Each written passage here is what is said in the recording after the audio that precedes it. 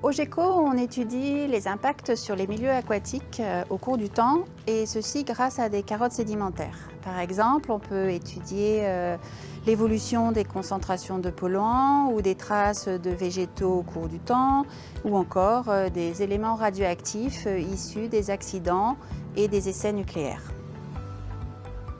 On extrait du fond du lac une colonne de sédiments. Donc les dépôts les plus anciens sont à la base de la carotte, et plus on remonte dans la carotte, plus les dépôts sont récents.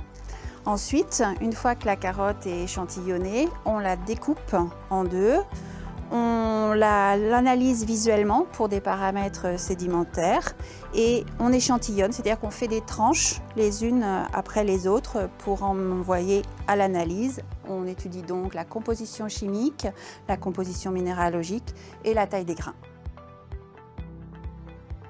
Ces prélèvements sédimentaires ont été faits dans la Loire, et nous avons également des programmes de recherche à l'international, comme par exemple à Pondichéry au sud-est de l'Inde. Pondichéry est un ancien comptoir français. L'expansion de la ville s'est faite depuis l'indépendance sans planification urbaine mise en place par les pouvoirs publics. On observe des zones de franges urbaines où l'habitat se développe sans que les infrastructures nécessaires à la distribution d'eau potable, la gestion des déchets et des eaux usées suivent la croissance de la population.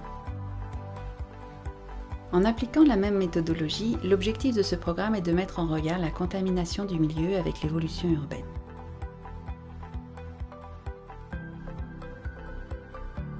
Nous avons donc prélevé des carottes sédimentaires pour quantifier l'évolution temporelle de la teneur en argent, en mercure par exemple, et ceci en plusieurs endroits de Pondichéry.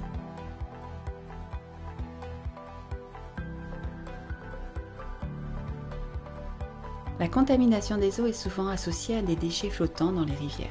Il s'agit ici de pollution visible qui peut avoir des conséquences sur la santé publique. Nos prélèvements ont permis de montrer qu'il y avait aussi en parallèle une pollution invisible avec de très fortes concentrations en métaux et composés organiques qui peuvent entraîner des dégâts environnementaux considérables. Cet état de contamination a pour caractéristique de persister pendant des décennies, et comme cette pollution n'est pas visible, il est plus difficile de mobiliser des politiques de restauration de l'environnement. La diffusion de nos résultats sert à sensibiliser les acteurs locaux aux enjeux de la qualité des eaux.